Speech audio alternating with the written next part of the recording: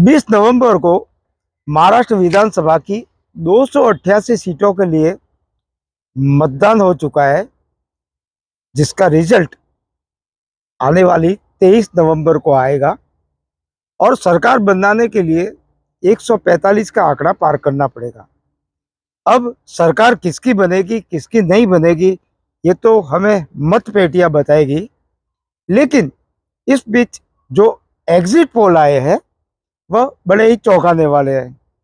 हालांकि एग्जिट पोलों की अपन जो बात करें तो पिछले जो एग्जिट पोल जो आए थे वो खरे तो नहीं उतरे थे, इसलिए हम एग्जिट पोलों पर ज़्यादा भरोसा नहीं कर सकते। लेकिन एग्जिट पोल से हमें एक ऊपर ऊपर की बात का पता चल जाता है कि गाड़ी किस दिशा में चल रही है। वैसे इन चुनावों में महायुति और महाविकास आघाड़ी के बीच में मुकाबला है। महायुति में भारतीय जनता पार्टी, शिवसेना शिंदे गुट और राष्ट्रवादी कांग्रेस पार्टी अजित पवार गुट है, जबकि महाविकास आघाड़ी में कांग्रेस, इसके अतिरिक्त राष्ट्रवादी कांग्रेस पार्टी शरद पवार और शिवसेना उद्धव ठाकरे के बिला है। अब आइए अपन चर्चा करते एग्जिट पोलों की।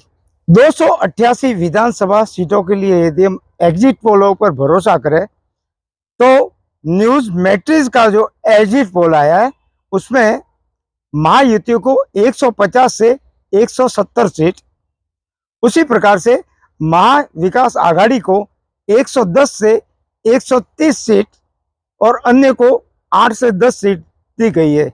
यदि हम इन एग्जिट पोलों पर भरोसा करें तो न्यूज मैट्रिक के आधार पर इन चुनावों में महायुति आगे है। अब हम बात करते हैं चाणक्य के एग्जिट पोल की।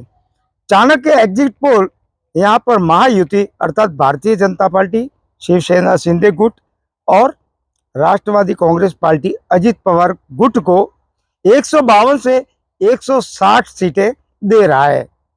जबकि यदि हम महाविकास आघाड़ी की बात करें तो महाविकास आघाड़ी को चाणक्य स्ट्रेटेजी 130 से 138 और अन्य को 2 से 8 सीटें दे रही है।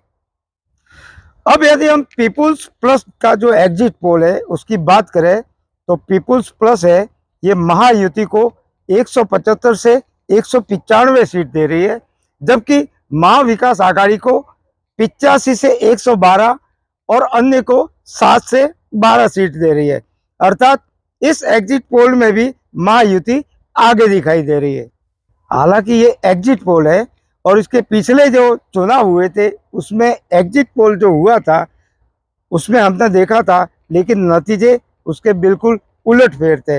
लेकिन एग्जिट पोल है और एग्जिट पोल आया है तो अपन इस पर बात करेंगे।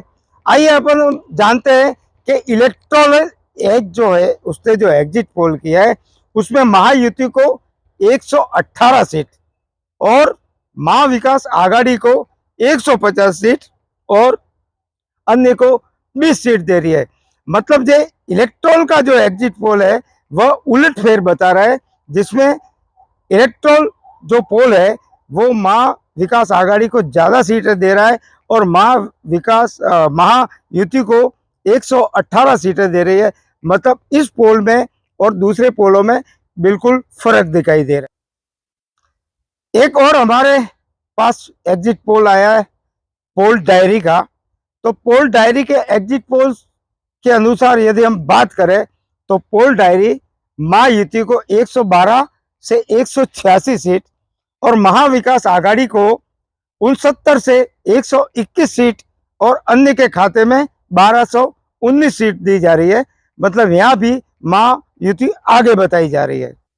उसी प्रकार यदि हम रिपब्लिक के ने जो एग्जिट पोल किया है उन पर यदि विचार करें तो रिपब्लिक का जो एग्जिट पोल है वो महायुति को 137 से 157 सीटें दे रही है, जबकि महाविकास आघाड़ी को 126 से 146 सीट और अन्य को 2 से 8 सीटें दे रही है।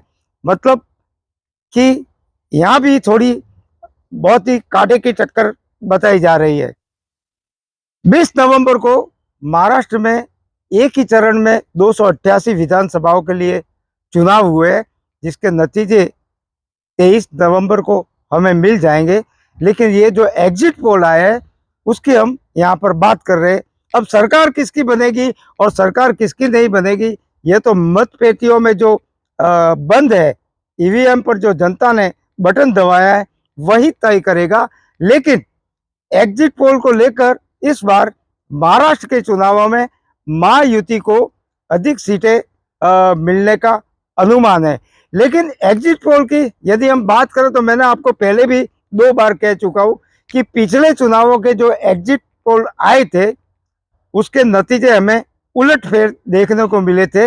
अब देखना है कि जनता ने ईवीएम का बटन दबाकर किसके भाग्य में सरकार लिखी है। मात्र गौरव के लिए मैं व्यास कुमार।